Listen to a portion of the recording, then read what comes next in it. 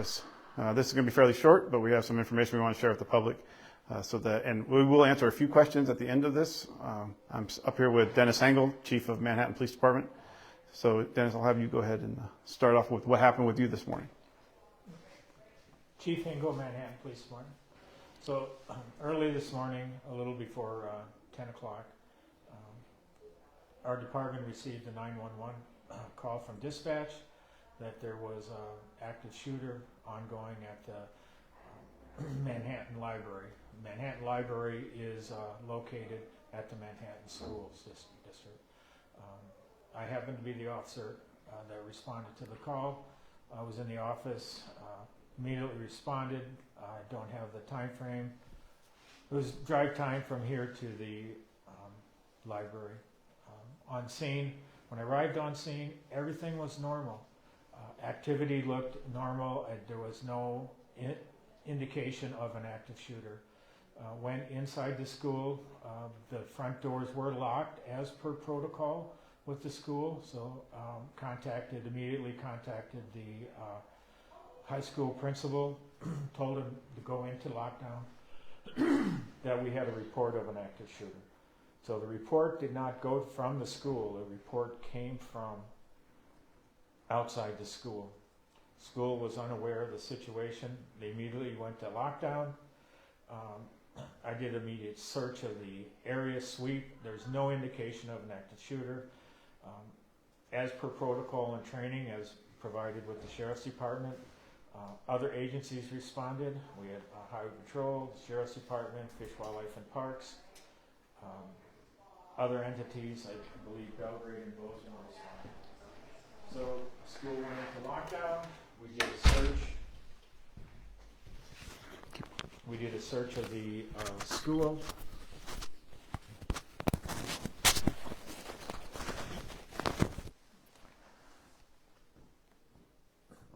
As per protocol, as per our training with the school was in hard lockdown. Our officers, all the responding officers, we formed into teams and we searched the school. No active shooter was located. This appears to be what they refer to as a swatting incident. Want to appreciate the work with the school and on their quick response on a lockdown. Also want to show my appreciation for the parents. Parents were very calm when we were able to, some parents did show up at the school, explain the situation to them. Everybody worked in cooperation to make sure all our students were safe. The students have been released to their parents, and I think everything was concluded within an hour. Sheriff. So at 9:57 this morning, the report came in through the Belgrade Police Department to our dispatch center, which was a little unusual given that it did not come through straight through 911. The call came in as that there was a male outside the library in Manhattan and in dark clothing and active shots being fired.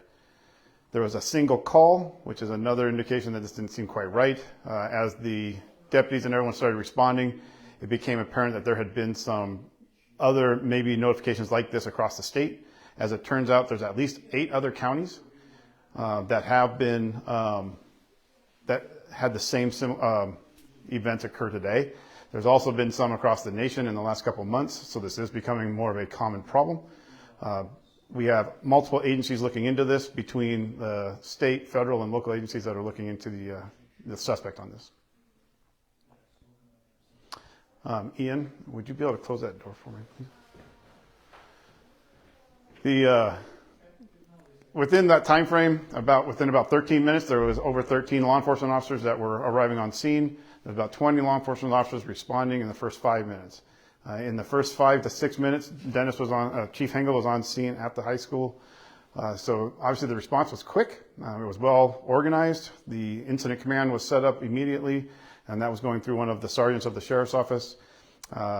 Chief Hengel requested some assistance with command and those kind of things en route. And so as we got on scene, we took that portion of the event. This is something we've been training on multiple different times. It's important for everyone to know that the community was safe right away, safe now, the kids are safe, and the school is safe. There's obviously things that we can learn from all of these events, and we'll be in close discussions with the school administration to further any kind of safety concerns that might be out there. So I think at this time, I don't have a whole lot more to say other than we appreciate the public's response to this. They were very receptive to law enforcement. They went to our Facebook pages. They went to the news pages to actually see what was going on. We appreciate that. We try to get information out there as quick as possible. Obviously, these things are very fluid. We had our first press release out to the public within the first 35 minutes, letting them know that this is no longer a threat to the community when as soon as we knew it wasn't. So that's pretty quick in our world. I realize that when your kid is at the high school or your family member, that's a difficult 35 minutes, and we understand that. But we try to get the information out there as quick as possible. I'll take questions if there's anyone that has any. Yes, sir. So you mentioned that reports are coming from 8 other counties. Is it like a similar type of call, an outside call that you described, and kind of similar response as well? Yeah, thank you. The question is, on these 8 other counties, was the calls similar? So I don't know the details of the other counties yet. We have been in touch with multiple sheriffs. We have a page that we talk to each other routinely, and there's about 50 of us that are on that. And so we were in touch with the other sheriffs immediately, so we knew how many of these other counties were having this going on. So that was helpful because that kind of gave a better indication that likely is something that's more of a swatting event than a real event. That being said, the way ours came in was that the individual was there. There was a human on the line, so the dispatchers were talking to a person once the phone call was transferred. So they were actually trying to get information. The person hung up fairly quickly. So swatting has become an issue across the United States. It's very dangerous. On the same side, we got a lot of people looking into it to figure out who these people are. And you said that it's a nationwide thing that's going on today. It's not just Montana. Yeah, the question being that that I understand this might be a nationwide thing. It's our understanding there's been a couple other states that have had these in the last few months, and that it is something that they were dealing with, and it seems to be moving across the country. So that's our understanding. I'm just curious, I mean, in recent years, have you guys had to respond to something like this at all? We have not had, in the active shooter scenario, we've had swatting events to residences and other things like that. So it's not the first time that we've had a swatting call, but it is the first time that we've had it to a school that I'm aware of. Correct. I guess maybe, some folks might not understand what swatting is. How would you best describe it?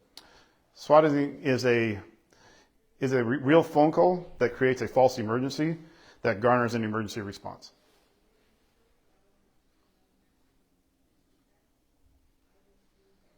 And last one, I promise, I'm sorry. In terms of like what comes next, what's the game plan? What are the steps that you guys are going to take? Yeah. So now the investigation begins. There's a couple of different things. One is, what was our response like? We will debrief our response. We will work with the school, talk about our response to their response. It's an opportunity for us to kind of debrief that, come up with a game plan for the next time. The second is the investigation side of this. Obviously, there's a lot of different agencies that are going to be involved. This is a local, state, and federal problem. So we'll be starting to figure out what's going on.